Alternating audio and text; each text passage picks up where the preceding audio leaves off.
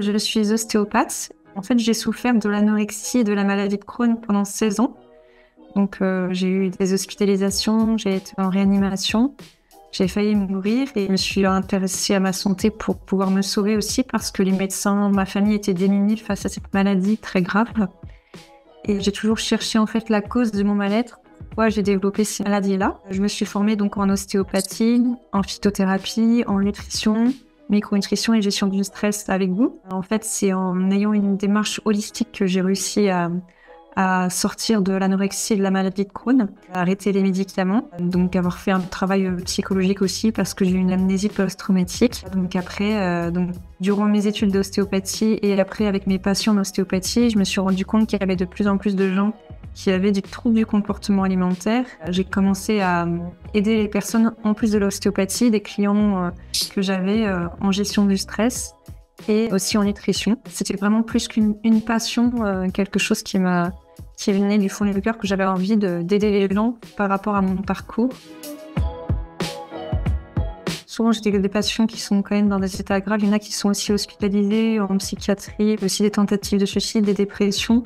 Donc, ils ont un suivi médical à l'hôpital. Ils ont aussi des médicaments, certains.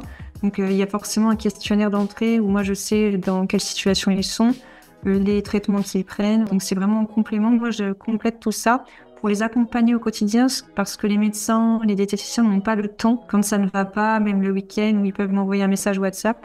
Moi, je suis toujours là avec eux et ça permet de gagner du temps. Parce que si on a un rendez-vous chez le psychologue une fois tous les 15 jours ou une fois par mois, en attendant, quand on est bloqué dans une situation, au moins, eux, ils sont avec moi, ils peuvent m'appeler. Ils ont tout le contenu, ils ont tout plein de ressources aussi sur la plateforme.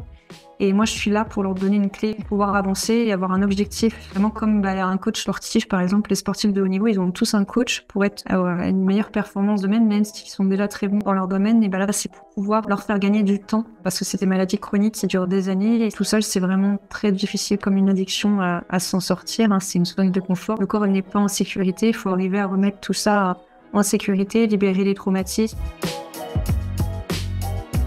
C'est-à-dire que moi, je suis pas du tout très marketing, tout ça. Moi, j'aimerais quand même me faire connaître plus sur les réseaux sociaux, YouTube, parce que c'est une méthode qui fonctionne et qui pourrait fonctionner pour beaucoup de troubles du comportement alimentaire, d'addiction, d'hyperactivité, tout qui va au-delà. Ce serait bien que ce soit connu au plus grand nombre pour que je puisse aider plus de personnes. Comme je suis plutôt timide de base, c'est vrai que c'est un peu plus long parce que je suis pas à danser sur TikTok, je suis pas à faire des millions d'abonnés.